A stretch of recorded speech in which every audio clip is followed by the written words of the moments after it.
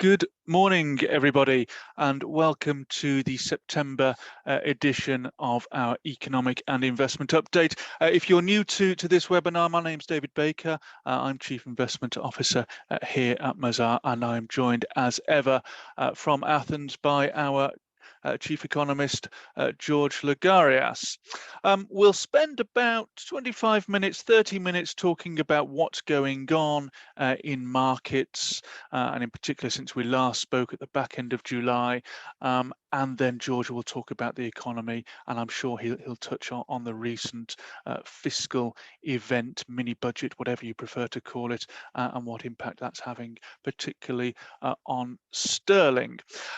So questions, if you have them, please could I ask you to pop them in the Q&A tab rather than the chat tab.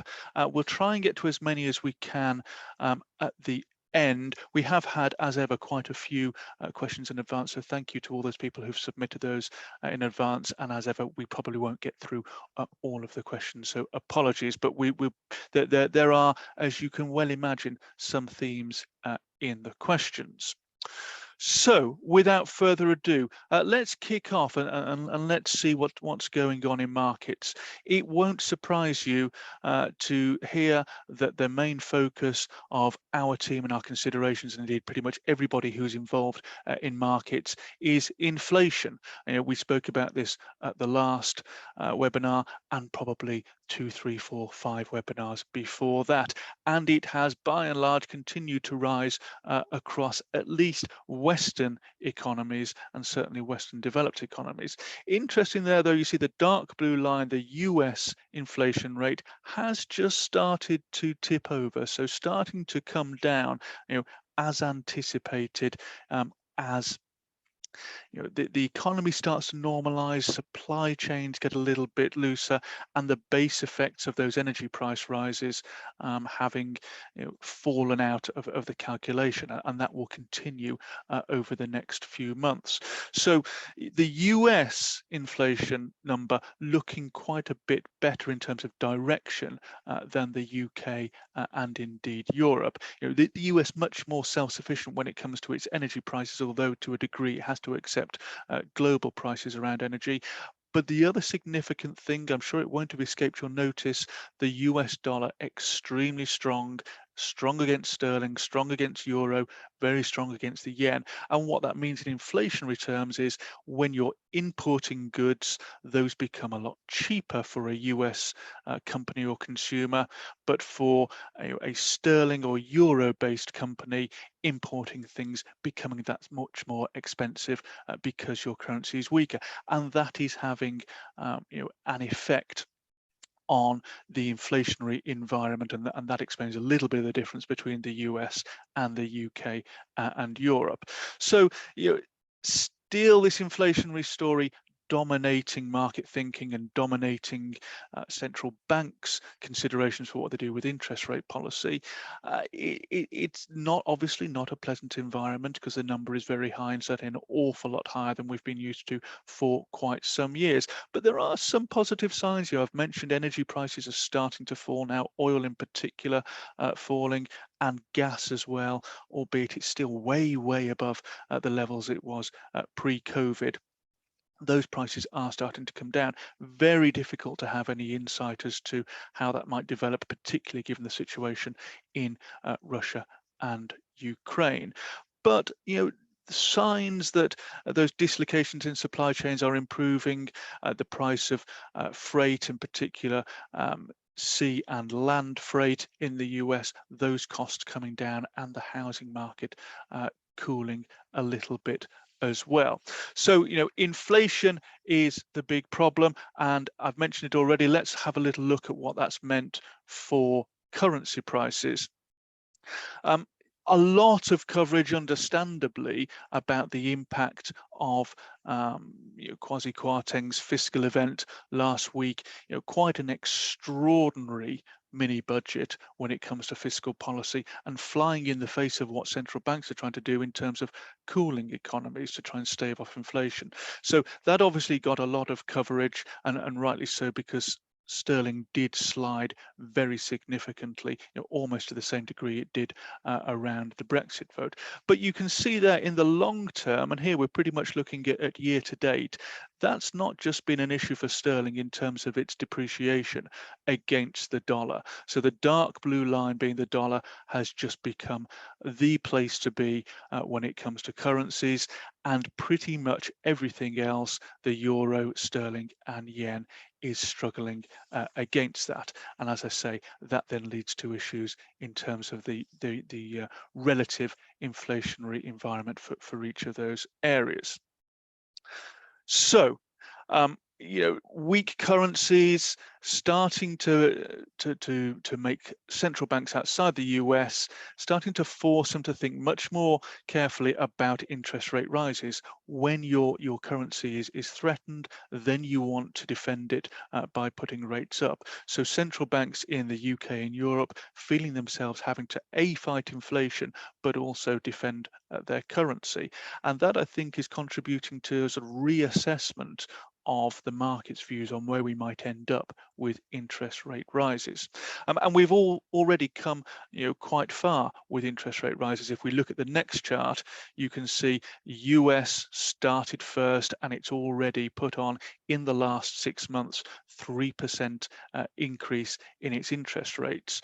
The UK following suit, it's doing 2%, so the US is doing 0.75 every time, the UK doing 0.5, and even the EU, which we expect, and we saw out of the financial crisis to be the sort of the laggard when it comes to monetary policy tightening, that is also now raising rates.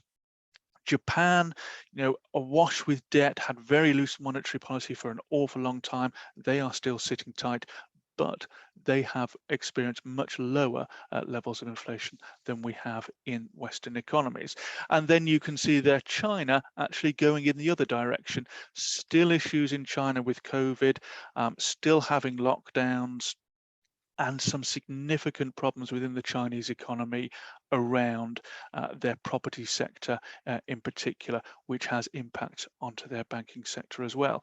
So some really significant changes in the interest rate environment over the last 6 months. Worth saying, we're still not at levels that are, historically particularly high. We're coming off the back of 12 odd years, 14 years perhaps, of very low interest rates, ultra loose monetary policy out of the global financial crisis. So albeit it's an uncomfortable journey to where we've got to with interest rates, and we may well go higher, it's not out of kilter to what we were used to maybe at the back end of last century. So that's interest rates. And we expect them to go higher, or indeed the market expects them to go higher. When we had our last webinar, the back end of July, we were talking about sentiment in markets and how that was really low, and how sometimes that gave rise to a little bit of a rally in risk assets. And indeed, you can see that the dark blue line there really took off over the summer. That's the S&P 500 US equities. That had what turned out to be, and many at the time, including ourselves, was a bit of a bear market rally. It within a longer downward trend, you do get these periods where you can get some really quite strong performance in risk assets, and that's what we saw there. But it's the light blue line which is dictating where the dark blue line is going. So interest rate expectations, if you can draw your eye to somewhere around the back end of July when we spoke last, expectations for interest rates in February of next year were around 3.2, 3.3%, because markets generally felt that the Fed had done enough to rein in inflation, and that the recessionary forces were such that they weren't going to do too much more. That has all changed. You can see that light blue line continuing to rise. So we're now not at 3.3, we're at around 4.6, and 4.6 being the terminal rate, or at least the rate in February of next year, being predicted now both by markets and by the Federal Reserve. Jay Powell, the chairman of the Federal Reserve, has been really quite clear that they are worried more about inflation than they are about the possibility of a recession. And therefore, they know what they're doing is going to be painful for the economy, but they are going to persist with that. And hence, towards the right-hand side of this chart, you can see expectation for interest rates rising, going up, and that having a direct effect on equities, because equities you value relative to what you can get on cash and bonds and other safer assets. So the market's really struggling in this environment, struggling to find positive things to think and to forecast. So really clear there. We think that you're getting to the point where we don't think the Fed is going to go further than they're currently signaling, and we think the market's now pretty much got it right, albeit, of course, things can happen to upset the status quo. So that's where we are with rates and markets. If we just move on, thank you, Jordan. Your rates aren't the only thing affecting markets, and one of the things that we've spoken an awful lot about over the last 5 or 10 years has been the support for risk assets, the support for equities, not just by low interest rates, but by quantitative easing. Money printed by central banks and put into the economy and finding its way into risk assets, finding its way into the financial system, not wanting to be invested in cash or bonds because there's no return, and therefore ending up in equities in this there is no alternative environment. And as we've spoken about in the recent past, this has now turned around. So the Fed and other central banks now talking about, and indeed doing, quantitative tightening, so taking that money back that they've printed back out of the system, and therefore reducing liquidity from the system. The Fed's balance sheet is about $8.7 trillion. On the right hand side there, we talk about 5.2 trillion. That's what's been printed in response to COVID, but the whole balance sheet is absolutely enormous at nearly $9 trillion. And this is what the Fed is trying to do. It's trying to bring this money back out of the market, and it was anticipating doing this, or it forecast doing this at around 45 billion per month. That has now increased from September to about 95 billion per month. But you can see on the left-hand chart, actually, they haven't been doing what they forecast. They haven't been comfortable enough to take out of the market what has been forecast. So a big question as to whether they're going to continue with what's forecast or continue with the current trajectory. The right-hand side is effectively saying of that 5.2 trillion that's been put into the market since COVID, the market has discounted around about 1.5 trillion coming out already. If you take a sort of crude analysis of how the market has sold off, then you can equate that to around 1.5 trillion. And actually, all they've done so far is about 0.1 trillion. So at the current rate, it's going to take about 4 years of this quantitative tightening to get to the point at which the market has anticipated. I say crude analysis. It is a crude analysis because obviously there's lots of other things affecting markets, not least corporate earnings and the interest rate environment as well. But suffice to say, this is still a big factor in how equities are valued, and it will continue to be so. So quantitative tightening in play with higher interest rates, and everything pretty much resulting in a strong dollar. Strong dollar has implications for lots of areas around the world, and not least emerging markets. Emerging market countries need to borrow the same as all other countries. They tend to find it more difficult to borrow in their own currencies, and therefore they borrow in US dollars. If you borrow in US dollars, obviously you've got to pay back in US dollars. So if the US dollar is appreciating against your own currency, that's a stressful position to be in. So here we're just looking as an example at Asian high yield bonds. So, borrowers who are borrowing in US dollars, who are perhaps not the most credit-worthy companies that you could lend money to, and you can see by virtue of the dark blue line, their borrowing costs going up quite significantly, having been steady throughout, 14 to 20, spike in 20 due to COVID, coming back down again. Now they're really accelerating away. And dislocations in the bond market is not really something that we like to see, because it can have knock-on effects elsewhere. So strong dollar causing issues across the globe. It's something that we expect the Fed or other central banks to have to take action on at some point in the near future. So that's the background. What's that done to assets? We've shown this graph on a few occasions. This is what you might call a balanced, diversified portfolio, 60% in equities, 40% in corporate bonds. And the brown line to the left-hand side of the chart is the current year, 2022, and it is rapidly catching up with 2008, obviously global financial crisis, and we've seen this develop throughout the year, and clearly we have got another 3 months of the year to go, and hopefully it won't catch up to 2008, but suffice to say, it's a pretty rotten environment for investors, both in terms of equities and in terms of bonds. So it's a struggle, and you can see from the little box on the right hand side, apart from commodities, pretty much everything has gone down. So gold, gilts, US equities, UK equities holding up quite nicely because they were already unloved going into this market environment. But pretty much everything else, bonds and equities, have gone down.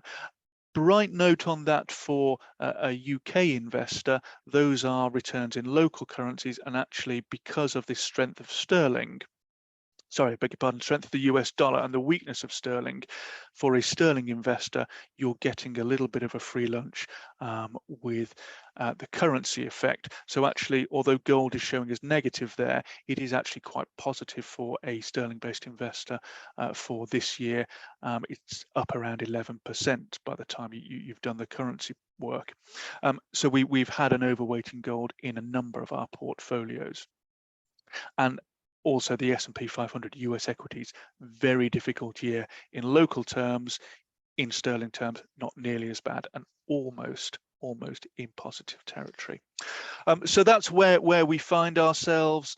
It's not a nice position to be in, but it is very clearly explainable by what is happening with monetary policy. So we're not here to give specific advice in this webinar, but suffice to say that there are some areas of the market that look cheap. Global equities normally return about 8 or 9% a year. They've returned minus 22% nearly in this year. It's not unreasonable to think that over the long term equities will go up, and therefore there are space for poor years to be followed by good years. But of course, as with everything in the short term, visibility and predictability very, very low. UK valuations stand out quite significantly. We've got our investment committee at the end of this week, and we will be talking about where we're positioned within equities, and particularly geographically, and particularly within the UK. There are a lot of good companies, not particularly exciting companies, but good companies in the UK that pay good dividend trails and are on that price to earnings ratio of 8.7. So that's the amount you pay for every unit of corporate earnings, and that is quite a way below the 30-year average, which is represented there by the little sky blue dot. Similarly, US short-dated bonds and UK short-dated bonds are also now looking reasonably attractive. The bond market in the UK, the gilt market, has been hit considerably by the latest fiscal announcements, and questions there about whether that actually represents a bit of a buying opportunity.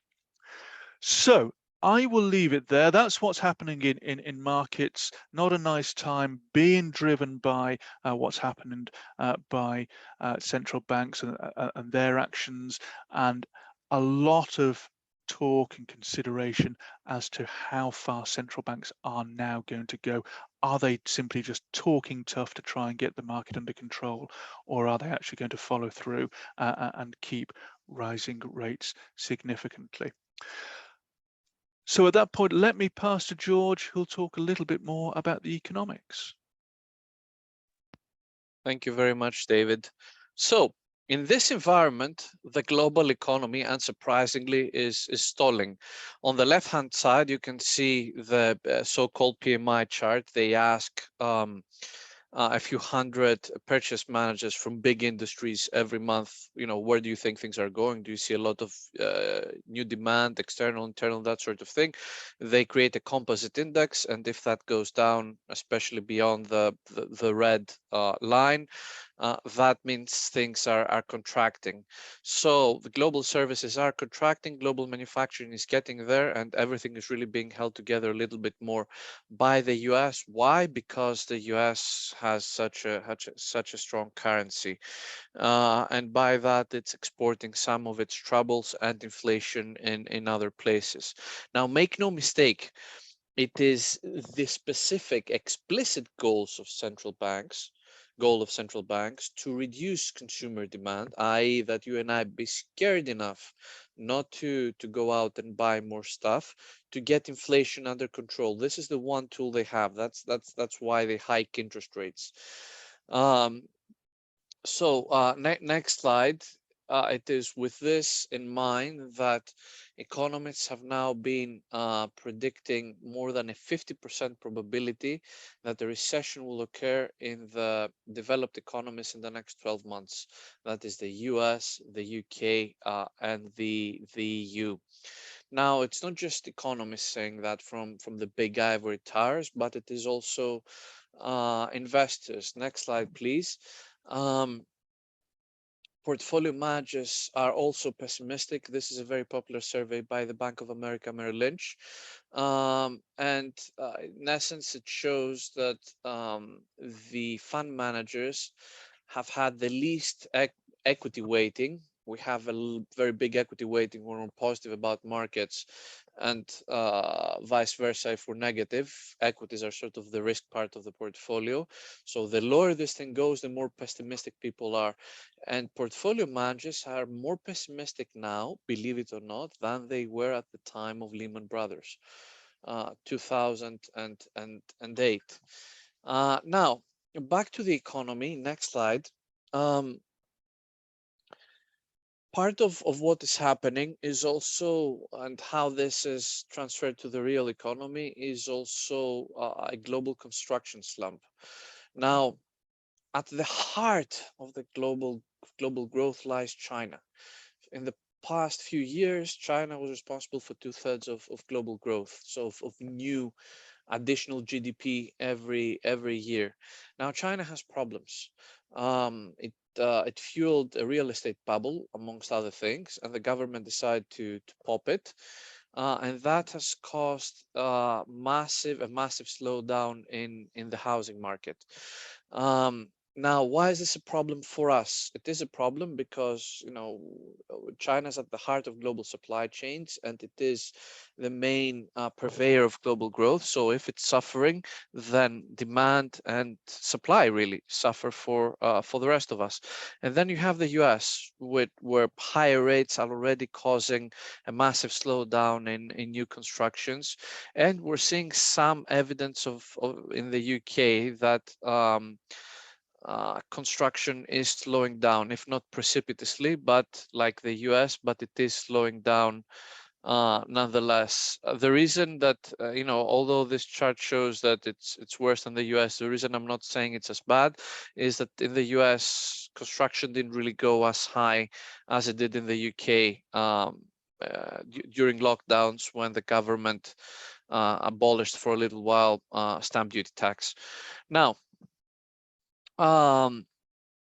before things turn too negative, our view about inflation is not as bad as it sounds. Next slide. First of all, we have evidence that global inflation pressures are being reduced. On the left-hand side, you can see Chinese producer prices, which is really, input prices for the rest of us. And as you can see, since the end of last year, they have been dropping significantly. All prices are now back to where they were before Putin attacked Ukraine. We also see a significant slowdown in certain food prices, the foods in dry bulk, like wheat and all of that. And also, that has been translating into a meaningful downturn in UK input prices. Now, this is one. Two is the so-called year-on-year effect. I have this iPhone, and this iPhone costs today £100, and because inflation is 10%, in 2023 it will cost 110. Now, following 2023, however, if it stays at 110, the inflation rate is 0. Even if it is 10% higher from what it was today, in 2 years' time, it is still 0, because from 2023 to 2024, inflation didn't rise. So we're looking at month-on-month numbers, and last July, August, and September. So we expect September figures to be not to be very nice in the US or the UK. Where inflation was low last year. So, as prices have gone up, it's going to be higher this year. But after October, November, and especially December this year, that year-on-year effect starts to become positive. Now, why do we care about such things, which are plainly, just arithmetic and econometrics, and therefore anybody to see? It's because they affect the story and the narrative. Because the one thing that central banks fear about inflation is that the narrative itself becomes inflationary. Oh my God, we're forever going to have 10% inflation. I should go to my boss and ask for a 10% raise, which then, raises the cost of the company. The company has to pass this cost on to the client, and that perpetuates inflation. So the narrative could be a little bit more positive by the end of the year. And, there are conditions that one may think that we could even see a significant slowdown in inflation by Q3 or Q4 in 2023. So we're not that negative on inflation. Next slide, please. And the big reason for that, especially in the UK and the US, in the UK and in Europe, it's really all about energy, or mostly anyway. So food prices are coming down, energy is coming down. This is the cyclical part of inflation. Yes, some of it has seeped into services, but the worst thing that can happen is, okay, I was paying £10 to get this fixed, and now I'm paying 11. If in 2 years' time I'm still paying 11, that means at that time inflation, as we said, year-on-year will be 0. So we do see evidence that inflation might slow down ahead. And also, next slide, and this is the really important stuff. We have had really big inflation for a year, but the inflation expectations of consumers and of markets, this is the blue line and the light blue line, the long-term inflation expectations have not changed. Now, this is behavioral. Central banks have been telling us long-term inflation is 2%. They've been saying that for 20 years. So now this is hammered in all our brains, of investors and of consumers. As long as that number remains there, central banks can sleep easily, and we're not going to see monster rate hikes. But what they're afraid of is that de-anchoring, is whether I start thinking, oh my God, long-term inflation is going to be more than 2%. I think I need to be adjusting my life. Now, on that next slide, there are also more good news. Supply chains are improving. This is 8 key metrics that we're looking at, stuff like port deliveries and dry bulk prices and all of that. And as long as this thing goes down, it means that conditions are less tight. So now we're seeing the best conditions we have seen since after the first lockdown. Now, China might complicate things a little bit, but companies are adapting. So Apple will no longer just manufacture all the iPhone 14s in China. A lot of them are now going to be manufactured in India.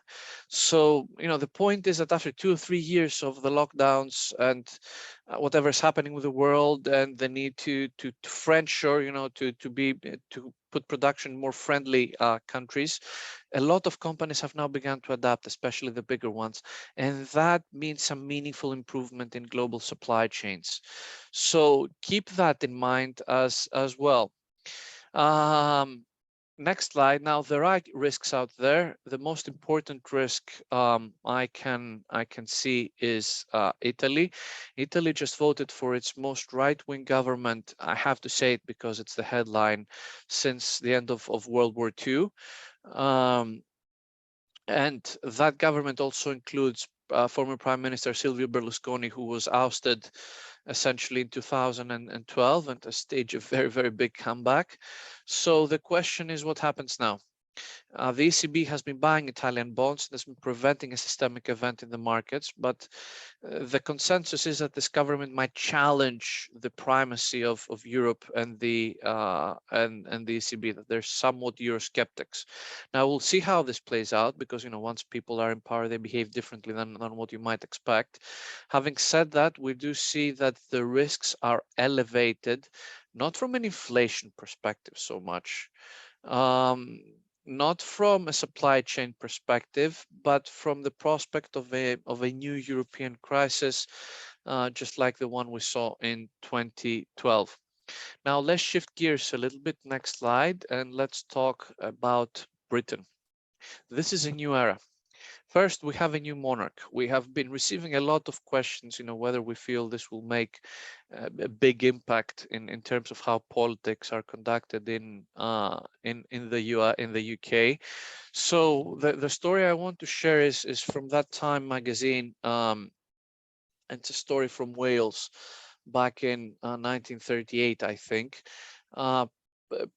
Prince David, who was a very popular Prince of Wales, had become Edward the Eighth, and he took a trip to Wales, and he saw the conditions under which miners lived, and he said something must be done. In a month's time, Prime Minister Stanley Baldwin had pressured him to either relinquish the woman he had chosen to marry, Wallis Simpson, or relinquish his throne. And the king chose the latter, and I think it was the first proper abdication from the British throne since William the Conqueror, at least. So the point I'm making is that and that's how George VI and then Elizabeth and then King Charles reigned. And the point I'm making is that in the UK, this has become pretty clear. Monarchy is the dignified part of the government and does not meddle with the work of the efficient, which is His Majesty's government. Now, having said that, we do have a new government, which is intending to shake things up. Mr. Quarting's budget was one of the most spectacular budget events I have at least personally ever witnessed. By the end of his speech, the so-called mini budget, he had abolished so many taxes, we were halfway waiting for him to abolish VAT altogether. But having said that, he has done a lot and he has promised a lot more in terms of lower taxes, re-regulation, in terms of regulating unions, in terms of deregulating the financial sector, which is still kind of a dodgy issue, as this needs to be negotiated with Europe as well. So the one thing we know, next slide, please, is that markets didn't like it. So markets attacked the pound. By Monday morning, by the way, since the beginning of the year, the pound is now 22% below, it has lost 22% against the dollar. And the euro has only lost 8% comparatively, and it does really come down to the last few weeks. Now, and this is important, as of Monday morning, Mr. Quarting's budget was a worse event for sterling than when George Soros broke the Bank of England in 1992. Okay, so the markets were not convinced. And ultimately, this is what I think. In principle, what he's trying to do is a good thing. Next slide, please. This is an ailing economy. So if you have the fiscal space, you should give some money to people to get by and help consumption. Does the UK have the fiscal space for it? Yes, is the answer. The blue bars are debt to GDP, and the light blue the light blue circle is projection for 2027. So bar Germany in the G7, Mr. Quarting was right. The UK had the most fiscal space to do that. Now, number one, that ammunition has been expended. Mr. Quarting's budget will cost circa 70 billion. Okay, so he will be at par or worse even than some of the G7 of the G7 competitors. You know, you cannot always say I have the best the lowest deficit. If you raise the deficit, then you're at par with everybody else. Two, and this is his challenge. It's easy to get the local consumer on board and the local businesses on board. You know, if you cut the tax rate from 25 to 19. But now he needs to get international investors on board, and they are scared. He needs to get Europeans on board to make sure that financial services continue to have some access in Europe. He needs to get international investors to make sure that they stop fleeing the pound. He needs to get the Bank of England on board, because whatever he just did may prove useless if the Bank of England goes ahead with the 14 rate hikes that now the market is currently pricing in. Let me say that again. Between today, late September 2022 and March, April 2023, markets are expecting 14 rate hikes, 14 rate hikes of 0.25% each. Okay, so this is a massive event if that happens. So he needs to get a lot of actors on board for this to work, because if it doesn't, and if the central bank just goes on a hike spree, then what consumers gained from lower taxes, they're going to lose from higher mortgages and other rising costs. Okay, so he needs to get a lot of people on board for this to work. I'm not saying it's necessarily a bad tactic to, you know, say I'm going to do this great big bold thing and then, you know, just put it there on the table and force people to come to your position. But to get all the UK economic stakeholders on board is going to take a lot of effort. So let's see now if they have the political ability to do that. In the meanwhile, last slide, and that's the slide I want to bring to people's attention. Obviously, the low taxes for everyone echo the 1980s. But in the 1980s, one thing that happened for both the UK and the US for 20 years was a steady rise of the Gini coefficient. Gini coefficient is income inequality. Now, what does this mean? It means headline GDP might go up, but not everybody might get the feel like it. So headline GDP might go up more than expected. It might even reach Mr. Quarting's target of 2.5% per annum. I'm not too certain this is a very realistic target, but that's a bigger discussion. But in the process, you know, there are people who are going to be left behind.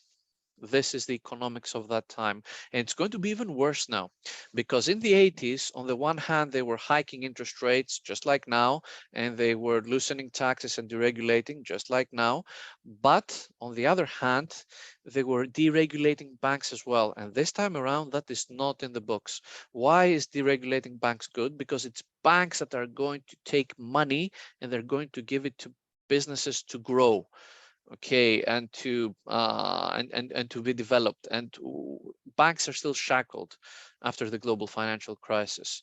So we're attempting a similar policy, but with a key ingredient missing.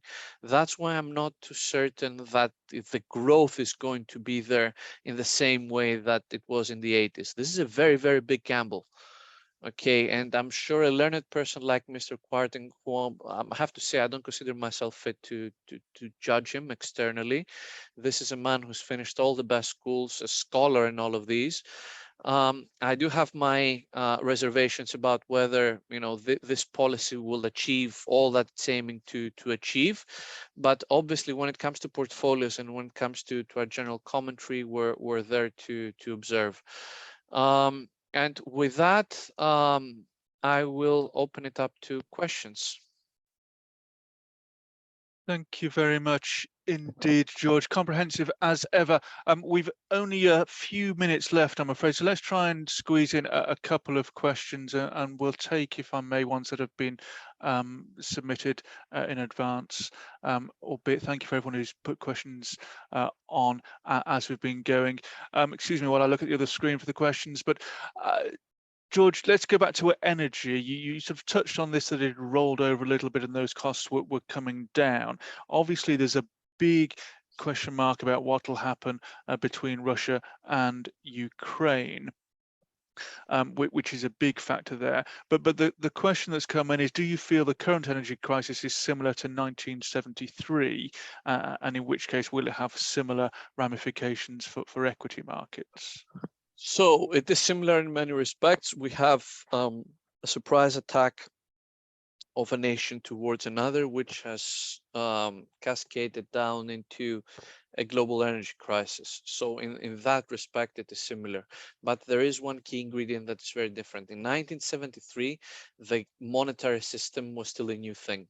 Okay, monetarism was still new. The idea that we can print as much money as we wanted. We had only departed from the gold standard 2 years ago. So a lot of the inflation we saw was because of that. The woes from the high energy prices were an additional factor. Now, central banks have a much better grasp on how to deal with inflation, and they have a much better grasp on how to deal with all the extra money out there. So this is what I'm trying to say is that yes, it is similar, but with the tools we have, it might turn out to be very, very differently. Thank you, George. In which case, let me squeeze in one other one, which has come in from John. It just touches on what you mentioned there, that if central banks have quantitative tightening at their disposal, why is it that they feel the need to increase interest rates? I think it's probably fair to say they're struggling to do both at the same time. Okay, a good question. And if you're asking me, I would have assumed the opposite. In fact, initially I did. I would have assumed that it is okay to tighten interest rates because you don't want people going to their bosses asking for a raise, which creates a cyclical vicious cycle for inflation. But there was no need to siphon money away from markets. Why? Because that money is not necessarily adding to inflation. Quantitative easing money has more or less been kept in a tight loophole this year. So we had a lot of money printed between 2008 and 2019, and inflation barely moved below above 1.5, 1.8%. In fact, central banks were wondering, why is this happening? No matter how much money we're printing, it's not inflationary, and that's because it was kept in a closed loop. So, sorry, I'm not answering the question directly, but I think that it is necessary for them in the way they think to make sure consumers do not de-anchor those inflation expectations, and that's why they're hiking rates. But in terms of markets may be unnecessarily suffering from withdrawal of that liquidity. And that's the point, isn't it? It's when you think about QT and interest rates, both of those things affect markets, but both of those things don't necessarily have an impact on inflation in the real world. Let's get one final question in about our bond holdings. We've been within our portfolios very underweight bonds for a long time because we feared this period when interest rates would go up and the effect that has on bond prices. We've got an investment committee at the end of this week, and George, we may well reverse that decision and go to neutral bonds, but we may well do that with some very short dated bonds. So the question has come in about why it is that we like short dated bonds and when we might change that. So the reason we like short-dated bonds is that they are less risky, and also right now, because the yield is inverted, oddly, because that should not be happening, they yield more than the long-term bonds. So you take less risk for a better yield, essentially, and that's really where you want to be. Plus, inflation is an uncertainty, and inflation lives at the higher at the 10-year bonds and beyond. So, we don't necessarily want to take this risk, and we say, okay, we'd rather take the 2-year risk where we're a little bit more confident, especially in the UK. 14 rate hikes have been priced in. So even if the bank just does 10 of them, it's still a good event for bonds. Thank you, George. And safe to say, we'd need to see some sort of indications that central banks were going to change course with interest rate rises before we started to move from short into long-dated bonds. We better leave it there, George. Thank you very much. We're pushing our luck a little with respect to time. So let's wrap up there. All that remains to say is thank you very much for choosing to spend your time with us this morning. We do appreciate it, and we do hope you found it useful. As ever, if you have any questions specifically that you would like us to answer, which we didn't get around to today, please do get in touch. Our next webinar will be 30th of November, which, believe it or not, will be a week after the autumn budget. So where we will be quite then, and how markets will have assimilated what has come out of the Treasury so far, who knows, but I think it will definitely be interesting. Thank you very much, and goodbye.